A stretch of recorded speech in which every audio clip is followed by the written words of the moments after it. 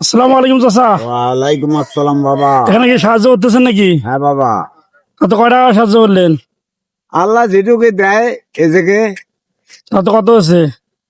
ওই নতুন 70 টাকা। কি সমস্যা আপনার? চোখে দেখি না তো আমি বাবা। আপনার ছেলে মেয়ে নাই? আছে।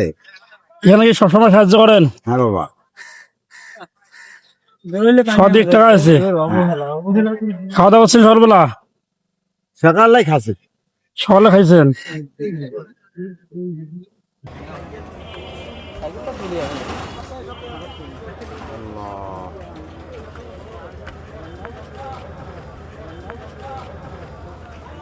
চাচা নেন।